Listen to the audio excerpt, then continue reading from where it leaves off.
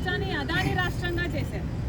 ఒక blank cheque లాగా అదాని గారికి ఆంధ్ర రాష్ట్రాన్ని ఇచ్చే ప్రయత్నం చేశాడు జగన్మోహన్ రెడ్డి గారు.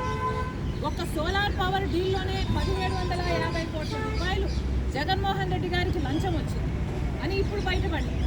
కానీ గంగవరం పోర్టు 10% గవర్నమెంట్ వాటాని జగన్మోహన్ రెడ్డి గారు అప్పనంగా 9,000 కోట్ల రూపాయలు విలువ చేస్తే అదాని గారికి 640 కోట్లకే అమ్మేశారు. ఇది అన్యాయం కాదా? రాజశేఖర రెడ్డి గారే 30 ఏళ్ళకు ఆ పోర్టు మళ్ళీ ప్రభుత్వం చేతుల్లోకి రావాలి అని అంటే 15 ఏళ్ళు గడిచిపోయాయి. ఇంకో 15 ఏళ్లలో ఆ పోర్టు ప్రభుత్వం చేతుల్లోకి వచ్చేది. ఆ వీలే లేకుండా చేశాడు జగన్మోహన్ రెడ్డి గారు. మరి అలాంటి దాంట్లలో ఎంత లంచం వచ్చి ఉండాలి జగన్మోహన్ రెడ్డి గారు? మరి ఇవేవి ఎంక్వైరీ చేయాల్సిన అవసరం లేదా? అవినీతి ఎంత జరిగింది, ఎక్కడ జరిగింది, అన్యాయం జరిగింది అని మీరు తెలుసుకోకపోతే ఆ డీలు ఎలా క్యాన్సిల్ చేస్తారు? ఆ డీలు క్యాన్సిల్ చేయకపోతే మరి ప్రజలకు అన్యాయం చేసిన వాళ్ళు కారా మీరు? మిమ్మల్ని ఓట్లేసి గెలిపించింది ప్రజలైనప్పుడు